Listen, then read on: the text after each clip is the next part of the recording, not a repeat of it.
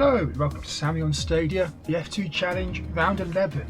We've reached the halfway point in the season, and it's not been our season so far. We're still only on 3 points, and we haven't scored points since the Dutch Grand Prix in Zandvoort, round 5.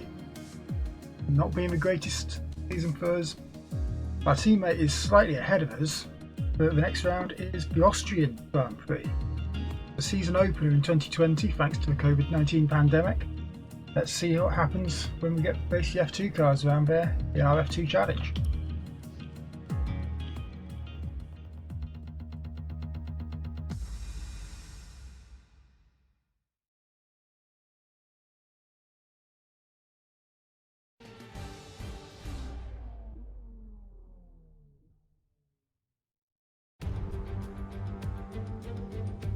It's race day here at Spielberg, and the drivers are making their final preparations down on the grid before lights out. Look around, it's a spectacular setting, and I'm sure today's race will do it justice. So Spielberg is one of the shortest laps on the F2 calendar, just 10 corners, 7 right and 3 left. Look out for the uphill braking zone into turn 3. That represents one of the better opportunities to overtake. Also turn 4 straight afterwards, and then the next one being all the way back round to turn 1.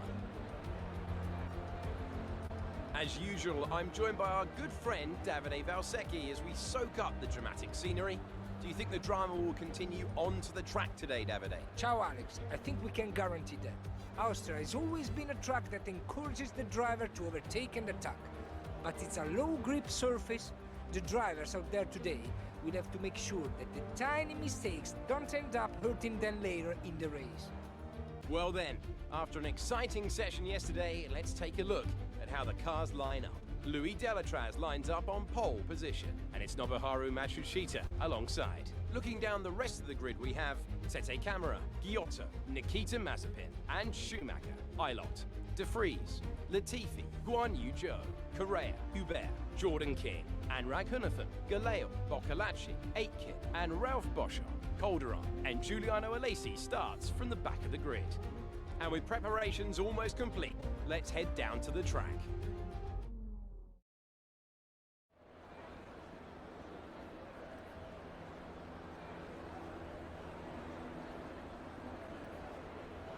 Well, it's put us in P17 this Austrian race. The Austrian track is quite short. I suspect this will be a short race, even if we do make it to the 5-lap finish. Not much else to say. The team is obviously start there with no umbrellas this time because it's nice and dry. For car setup, I'm going to go for increased top speed. Very low downforce track. It's a short track here, as we said. But yep, preset 4. Let's get going. 5 red lights are on. We're starting just behind our teammate. And we get a much better start from him. You can see he's already behind us. In P17. Turns P60. Got a warning for a collision with Boschon. Boschon was behind us. In all that confusion, we have lost our teammate's position again.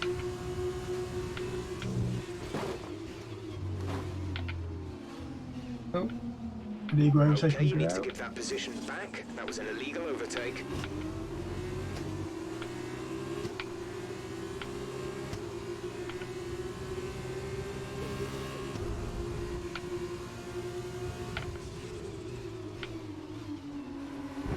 On the inside into turn 4. This mistake Albon was making against Hamilton all those months ago. Apologies for not talking much through that DRS straight. Needed to concentrate on getting past Boschon. Now we're closing in on our teammate.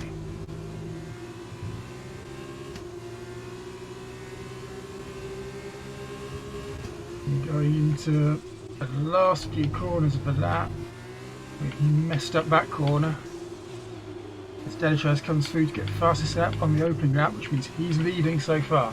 I believe he was on pole, so not a huge surprise. Going wide into turn 1. straighten the car up. You can see Galeo closing in on us.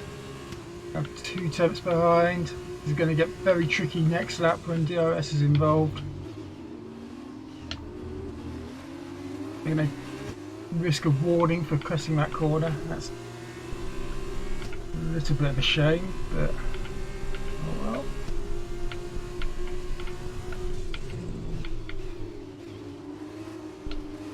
Our teammate has got past Magoonathan in front of us. Are we able to repeat that move?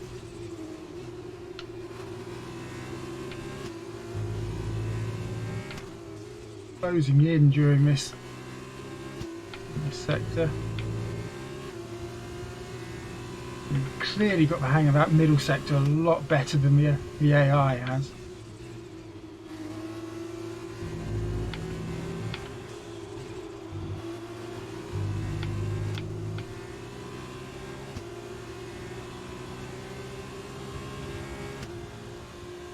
And we are within the DRS zone.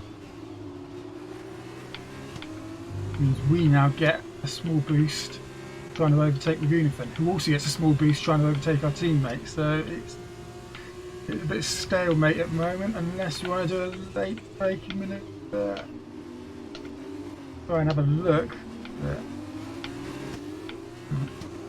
We'll have DRS again on this straight, although we are slightly further behind this time. And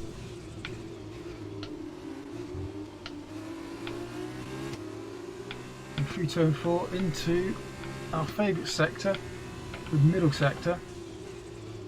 There has been some overtakes going through the middle sector. If you think back to Max Verstappen on Kimi Raikkonen a few years ago, or the great overtake into that corner we've just been through, and went on to win the race.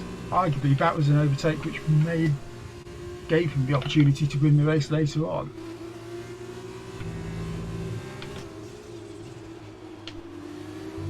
Had to brake a second time into that last corner. And at DRS again with 3 tenths of a second off our best lap.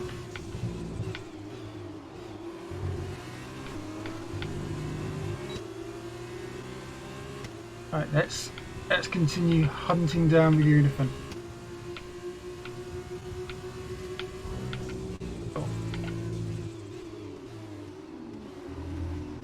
Someone on our inside there.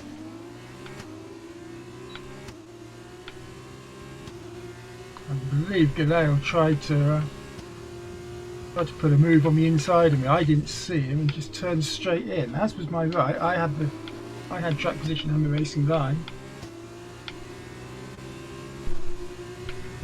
I don't believe I'll get into trouble for that move. I've got a feeling I might have to start playing dirty to get past Magoonathan.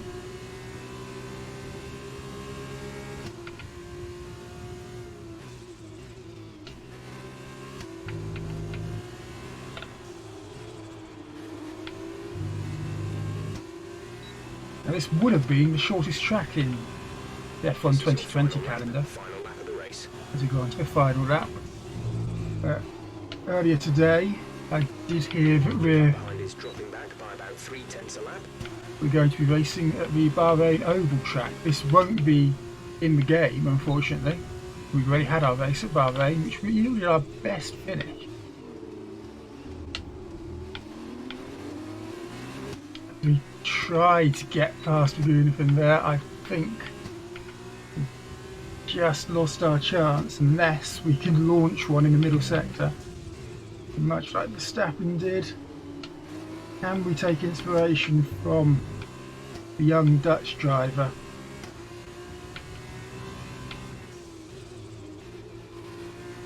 Get past going into this corner here.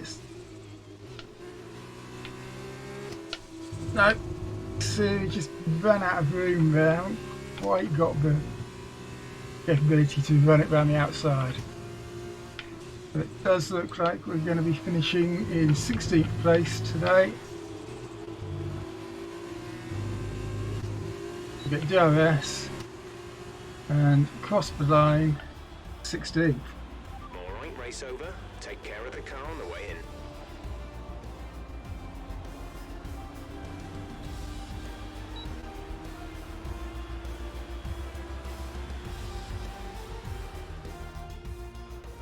So as they climb out of the car, the Carlin team are ready and waiting to celebrate a thoroughly deserved win.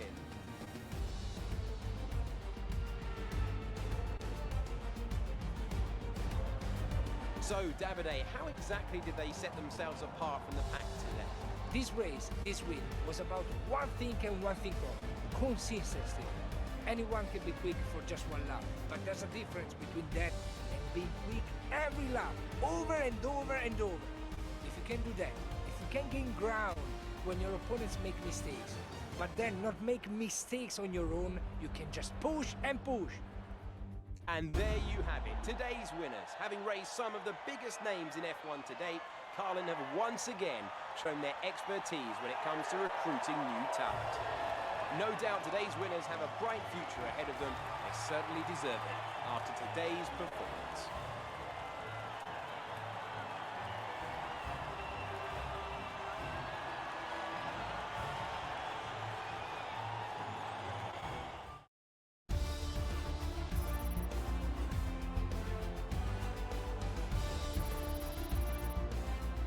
Now then, Davide Valsecchi, who would you say was your driver of the day? Alex, I choose Juan Manuel Correa. Just impressed me in the overtakes maneuver, so well done to him. My choice is not the same as the fans' choice this time. And both drivers were brilliant today. But the driver I choose today, just about has the edge, I think. After all this drama, you'd be mad not to join us for the next race. We hope to see you then. Take care. There we go. We've reached the halfway point of the F2 challenge, and you see it's been quite difficult. From standings, and instead of gaining points, we've actually lost positions. We're now in 9th place again in terms of the championship. So a brief spell out, but our target of beating MP Motorsport by the halfway point has failed. We've got less than half a point. Not the greatest news to give. I'm sorry about that. Let's see what happens next time. I believe the next round we'll be going to is Silverstone, British Grand Prix. Racing at home. Will we get home advantage? Will we be able to score points? We'll be able to turn this season around and perhaps score a couple of top fives, maybe even a podium finish. Find out next time on the F2 Challenge.